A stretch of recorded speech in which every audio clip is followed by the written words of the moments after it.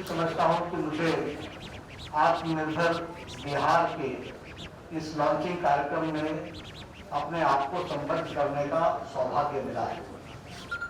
मैं इसलिए कह रहा हूँ क्योंकि मेरा इस धरती से विशेष नाता है और मैं बैठा बैठा सोच रहा था जब सुशील मोदी जी बता रहे थे कि ये सड़क बन गई, वो सड़क बन गई, तो मैं इतना तो बड़े गर्व के साथ भी कह सकता हूं और ऑथेंटिसिटी के साथ कह सकता हूं कि इसका बदलता बिहार और बदलने की कल्पना का बिहार, इसका चश्मदीद गवाह हूं तो मैं हूं। ये मैं बहुत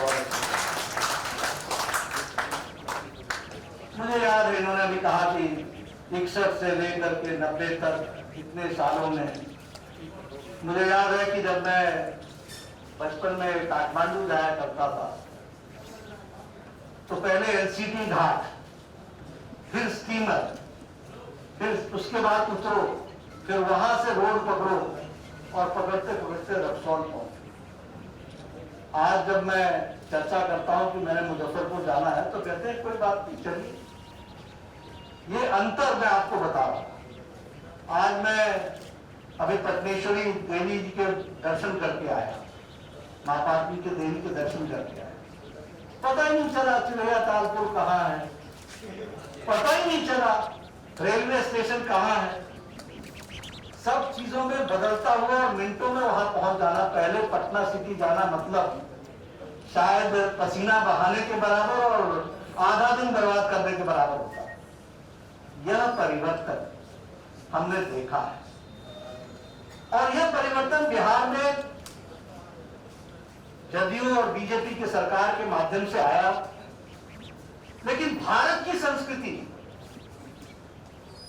और भारतीय राजनीतिक परिवेश में एक बहुत बड़ा परिवर्तन राजनीतिक संस्कृति का 2014 के बाद आया है। इसको हमको समझना है। 2014 के पहले नेताओं का वक्तव्य क्या होता था? हम देखेंगे, हम सोचेंगे, हम करने का प्रयास करेंगे, हम कर नहीं पा रहे हैं। और 2014 के बाद मोदी जी के नेतृत्व में राजनीति की संस्कृति क्या बदली? वो ये बदली कि हम कर सकते हैं और हम करके दिखाएंगे। ये परिवर्तन हमको देखने को मिला। और फिर मैं सिर्फ कहने के लिए नहीं कहता हूं। किसने मना किया था 2014 से पहले कि 18,000 गांव जो बिजली के बगैर उनको बिजली दे दो? लेकिन मोदी जी का इंतजार कर रहा था। किसने कहा था कि 2.5 करोड़ लोग बिना बिजली के घरों में रहते हैं, उनको बिजली प्रदान करो? नहीं कर सके। उसके लिए मोदी जी का इंतजार करना था। मोदी जी आए और आज 2.5 करोड़ घरों में बिजली मुफ्त पहुंचाई गई है। इस बात को समझना चाहिए। किसने कहा था कि करोड़ों की संख्या में एलईडी बल्ब पहुंचाने में किसने रोका? किसने कहा था कि 8 करोड़ बहनों के घर में चूल्हा न जलने की स्थिति पैदा हो और लकड़ी का ईंधन जलाए, वहां गैस का चूल्हा पहुंचाओ? आपने इसकी चिंता नहीं की। और मैं तो स्वास्थ्य मंत्री रहा हूं, मैं कह सकता हूं कि उज्ज्वला योजना सिर्फ घर का चूल्हा जलाने की योजना नहीं है। ये ट्यूबरक्लोसिस से लेकर के फेफड़े की बीमारी को दूर करने का निदान है। इसको भी हमको समझना चाहिए। आने वाले समय में हेल्थ के रिकॉर्ड और हेल्थ के स्टेटस बताएंगे कि सिर्फ लकड़ी के चूल्हे के कारण और कोयले के चूल्हे के कारण ट्यूबरक्लोसिस की संख्या और फेफड़े की बीमारी की संख्या क्या होती थी और आज आने वाले समय में बीमारी की संख्या क्या रहने वाली है। यह अंतर पड़ने वाला है। किसने मना किया था कि देश के लगभग 40% आबादी, 55 करोड़ की जनता को 5 लाख रुपए का हेल्थ कवरेज गरीब लोगों को देने के लिए किसने रोका था? और मोदी जी के आने के बाद ये कैसे संभव हुआ? और इतना ही नहीं, वर्ल्ड हेल्थ असेंबली में डायरेक्टर जनरल डॉक्टर टेड्रोस मुझे बुला करके अपने भाषण में कहते हैं, come mister Nadda and tell the world what is Ayushman Bharat and show the difference. ये मैं इसलिए आपको बता रहा हूं क्योंकि नेतृत्व के मन में आया कि हम कर सकते हैं और हमने करके दिखाया और परिवर्तन लाया है। इस बात को समझना चाहिए। अभी कोरोना की महामारी लड़ तो अमेरिका में रहा था, लड़ तो यूरोप के देश भी रहे थे, लड़ तो अन्य देश भी रहे थे, लेकिन लड़ने में नेतृत्व किस स्पष्टता नहीं थी, विजनरी नहीं थी। मन में प्रश्न था, जान चाहिए या जहान चाहिए। मन में प्रश्न था कि लॉकडाउन चाहिए या इकोनॉमी चाहिए। पाश्चात्य देशों ने जो हमसे स्वास्थ्य में बहुत अच्छे खड़े थे, वो उन्होंने अपने आप को असहाय और लाचार महसूस किया। उनकी स्वास्थ्य की सिस्टम चरमरा गए, लड़खड़ा गए, असहाय महसूस हुए। ये मैं अमेरिका की बात कर रहा हूं, मैं न्यूयॉर्क की बात कर रहा हूं। जिस तरीके से डेथ रेट वहां बढ़ा, जिस तरीके से स्पेन में, जिस तरीके से इटली में, और इनके देश की संख्या क्या, 10 मिलियन, 20 मिलियन, 25 मिलियन, ये 130 करोड़ का देश, 1.3 बिलियन पीपल। और प्रधानमंत्री मोदी जी ने बोल्ड और टाइमली डिसीजन लेकर के इस देश के 130 करोड़ जनता की जान बचाई है। बात को हमको समझना चाहिए। और कहा कि जान है तो जहान है। और बाद में जब स्वास्थ्य की व्यवस्थाएं कर ली, तो फिर क्या कहा कि जान भी है और जहान भी है। काम भी करेंगे, आगे भी बढ़ेंगे। और व्यवस्थाओं के बारे में बातचीत करो। यहां सुनील चौबे जी बैठे हुए हैं, बहुत मेहनत की इन्होंने। मैं प्रधानमंत्री जी के नेतृत्व में जिस तरीके से सरकार ने चलो, एक भी कोविड हॉस्पिटल नहीं था, एक भी। और आज 1659 डेडिकेटेड कोविड हॉस्पिटल्स है। ये हमको समझना चाहिए। एक भी कोविड का डेडिकेटेड बेड नहीं था। आज 12 लाख से ज्यादा डेडिकेटेड बेड्स। टेस्टिंग फैसिलिटी मैं जानता हूं, आपका सैंपल एनआईवी पुणे जाता था। डॉक्टर साहब मैं ठीक बोल रहा हूं? डॉक्टर नेसवाल जी, अध्यक्ष जी, हवाई जहाज से एनआईवी पुणे जाता था। और वही नेशनल इंस्टीट्यूट ऑफ वायरोलॉजी एक इंस्टीट्यूट थी जहां की कोविड का टेस्ट होता था। आज हमारे यहां 1600 से ज्यादा टेस्टिंग लैब्स हैं। और हमारे यहां प्रतिदिन पहले 1500 टेस्टिंग होती थी, आज हमारे यहां प्रतिदिन 11 लाख से ज्यादा टेस्टिंग हो रही है। ये प्रक्रिया। और अब मैं आत्मनिर्भर भारत की बात करूं कि आत्मनिर्भर भारत का मोदी जी का कॉन्फिडेंस देखिए आप। जब कोविड लगा तो हमारे यहां पर्सनल प्रोटेक्शन इक्विपमेंट विदेश से आता था और चाइना से भी आता था। और फिर चर्चा होती थी कि ये सस्ता मटीरियल है, ये घटिया मटीरियल है। चाइना जानता था इस तरीके की बातें, लोग आपस में चर्चा करते थे।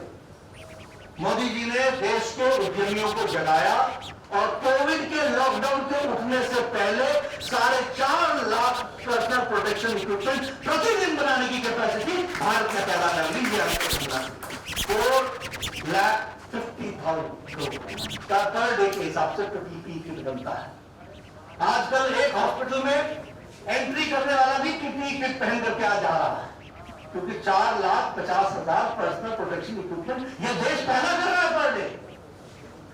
इतना ही नहीं, वेंटिलेटर्स प्रधानमंत्री जी ने पीएम केयर फंड से 2000 करोड़ रुपए दिए और कहा कि पीएम केयर फंड में वेंटिलेटर्स कर दो।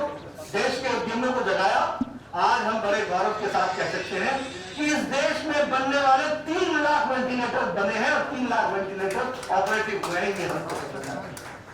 ये सारी बातें मैं आपके सामने इसलिए कह रहा हूं कि आत्मनिर्भर भारत के कॉन्सेप्ट को लेकर के जब हम चले। और आप, मैं बिहार प्रदेश को बधाई देना चाहता हूं। आपने मोदी जी के मंत्र को बहुत जल्दी पकड़ा और आपने आत्मनिर्भर बिहार की यात्रा को शुरू किया है। ये आत्मनिर्भर बिहार की यात्रा बिहार की तस्वीर भी बदलेगा, तकदीर भी बदलेगा और बिहार को मुख्य धारा में आगे आकर के खड़ा करेगा। इस बात को हमको समझना चाहिए। और फिर मैं ये कहने के लिए नहीं कह रहा 20 लाख करोड़ रुपए का आत्मनिर्भर भारत का पैकेज, 3 लाख करोड़ रुपए एमएसएमई सेक्टर, 3 लाख करोड़ रुपए की एमएसएमई सेक्टर में कोलैटरल लोन देना है। 1,10,000 करोड़ रुपए बच चुके हैं। 3 लाख करोड़ रुपए डिस्बर्स होने में 1,10,000 करोड़ बच चुके हैं। बहुत सस्ता लोन और सब लोगों को आजीविका खड़ा करने का उद्देश्य। और यही नहीं, एमएसएमई सेक्टर का डेफिनेशन को भी डाइल्यूट किया गया ताकि ज्यादा से ज्यादा लोग एमएसएमई सेक्टर में आ सके। इस बात की चिंता की। मेरा निवेदन है बिहार के एक कार्यकर्ताओं से कि आप एमएसएमई सेक्टर की गहराई से पढ़ाई करें और हमारे नौजवान उद्यमियों को प्रेरित करें और उनको मुख्यधारा में लाने के लिए फिर से हम प्रयास करें, और उसमें हमारा एक कैटलिस्ट की भूमिका होनी चाहिए, एक फैसिलिटेटर की भूमिका होनी चाहिए, एक फैसिलिटेट करने का हमको योगदान होना चाहिए। और ये भारतीय जनता पार्टी के युवा मोर्चा को करना पड़ेगा। मैं आग्रह करूंगा कि युवा मोर्चा इस काम को अपने हाथ में ले। उसी तरीके से किसान मोर्चा, 1 लाख करोड़ रुपए खर्च होना है एग्री सेक्टर में। मोदी जी ने आपदा को अवसर में बदल दिया है, ट्रेजेडी को अपॉर्चुनिटी में बदल दिया है। अब ये हमारी जिम्मेवारी है, इट इज आवर रिस्पॉन्सिबिलिटी कि हम उसको धरती पर उतारें। और मैं गांव से आता हूं, मुझे मालूम है गांव में अगर हमारे प्रधान जी और एमएलए साहब 50,000 रुपए दे देते थे ना, तो अगले चुनाव तक गुण गाते थे, देखो 50,000 दिया, देखो 50,000 दिया। मैं ठीक बोल रहा हूँ कि गलत बोल रहा हूँ? सही बोल रहे हैं सर। आज 1 लाख करोड़ रुपए एग्रीकल्चर सेक्टर में खर्च होना है। वैल्यू एडिशन करो, मार्केटिंग के लिए सप्लाई चेन को बढ़ाओ, गोडाउन बनाओ, कोल्ड स्टोरेज बनाओ, स्टोरेज कैपेसिटी बढ़ाओ। अपने वैल्यू एडिशन के साथ साथ अपने उत्पाद को जीआई के माध्यम से जोड़ करके उसकी दुनिया में पहचान बनाओ, वोकल फॉर लोकल बने। इस काम को करने की आवश्यकता है। और इसलिए मैं चाहूंगा कि बिहार का एक भी फार्मर्स प्रोड्यूसर्स ऑर्गेनाइजेशन एफपीओ जो बने, उसमें भारतीय जनता पार्टी के कार्यकर्ता पूरी तत्परता से लगे, ताकि वह तय कर सके कि उनके इलाके में गांव की तस्वीर कैसे बने। बहुत से प्रावधान है, पढ़िए। सड़क कैसे बनेगी, हमारा प्रोड्यूस दुनिया में किसी बिचौलिए के बगैर किस तरीके से दुनिया में जा सकेगा, हम उसका दाम कैसे तय कर सकेंगे, हम अपने प्रोड्यूस को, हम अपने उत्पाद को किस तरीके से दुनिया में प्रतिष्ठित कर सकेंगे, हम उसकी ब्रांडिंग कैसे कर सकेंगे। ये सब फार्म गेट 1 लाख करोड़ रुपए में स्थापित है। योजना आप बनाएंगे और मोदी जी का 1 लाख करोड़ रुपए आपके लिए समर्पित है। आपने तस्वीर बदलनी है किसानों की, इस बात को हमको समझना चाहिए। और इसलिए मैं आपसे निवेदन करना चाहूंगा कि आप यह जरूर फार्मर्स प्रोड्यूसर्स ऑर्गेनाइजेशन को बनाने में सभी विधायक, सभी सांसद, आत्मनिर्भर भारत बनना है, आत्मनिर्भर बिहार बनना है, तो आत्मनिर्भर इस दृष्टि से भी हमको काम करना है।